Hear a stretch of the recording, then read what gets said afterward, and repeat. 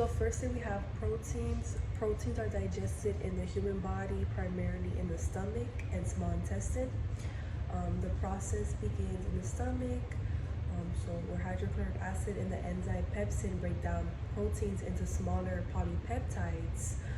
As the partially digested proteins move into the small intestine, pancreatic enzymes like trypsin, chymotrypsin, and peptidases further break down the polypeptides into smaller peptide chains into the individual amino acids, which are the building blocks of the proteins. So this digestion of proteins primarily occurs in the stomach and small intestine through the actions of various enzymes, resulting in the breakdown of proteins into smaller peptides and amino acids that can be absorbed by the body for other various physiological functions. So first, proteins we have first in the mouth, the chewing starts, the mechanical breakdown of the proteins. Then number 2 in the stomach, the chemical digestion of the proteins begins from the hydrochloric acid HCl and the enzyme pepsin. Then number 3 in the small intestine, polypeptides are broken down into amino acids. Dipeptides and tripeptides by protein digested enzymes secreted from the pancreas. Then for number 4, we have a variety of different transport proteins move the products from protein digestion to the mucosa cells.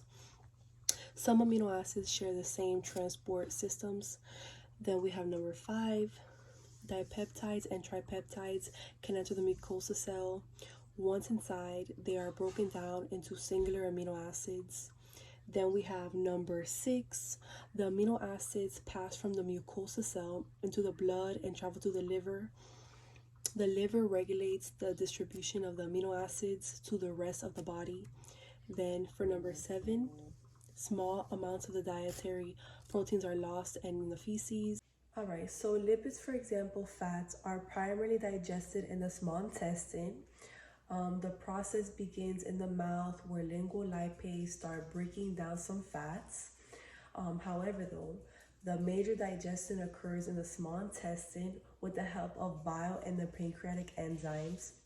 So bile is produced by the liver and stored in the gallbladder, emulsifies the fats. This then breaks down them into smaller droplets to increase the surface area for the enzyme action. The pancreatic lipase, along with other enzymes like cholipase and pancreatic lipase related proteins, then hydrolyze the fats into fatty acids and monoglycerides. The end result of the lipid digestion is a breakdown of fats into smaller components such as fatty acids and monoglycerides, which are then absorbed in the walls of the small intestine and transported to the lymphatic system and the bloodstream to be used by the body for energy or stored for any future use. So lastly, we have the digestion of the lipids. So it start in the mouth, chews food and mixes it with saliva. Then we have, for number 2, we have the salivary glands. These produce saliva, which contain a starch digestion enzyme called salivary amylase. Then for number 3, we have it goes to the pharynx. The pharynx swallows or chews the food mixed with saliva called bolus. Then for number 4, it goes to the esophagus, moves the bolus to the stomach. Then for number 5, we have the stomach that mixes and churns the food with gastric juices that contain acid and protein digestive enzymes called pepsin, creating chyme.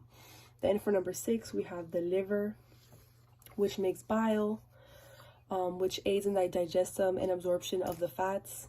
Then we have 7, the pancreas, which the pancreas releases bicarbonate to neutralize intestinal contents. Then it produces enzymes that digest carbohydrates, proteins, and fats.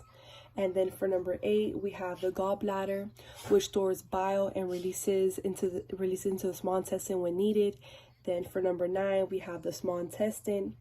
It digests food and absorbs nutrients into blood or lymph. Then for number 10, we have the large intestine, which absorbs water and some vitamins and minerals, home to the intestinal bacteria, passes waste material. And then for number 11, we have the anus. It opens and allows the waste to leave the body.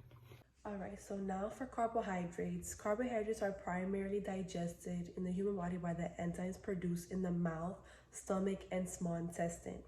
So the process begins in the mouth, where salivary amylase starts breaking down the complex carbohydrates like starch into smaller sugars.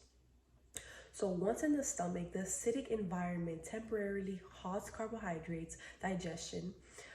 Then the process resumes in the small intestine, where then the pancreatic amylase continues to break down the carbohydrates into simpler sugars like maltose, sucrose, and lactose.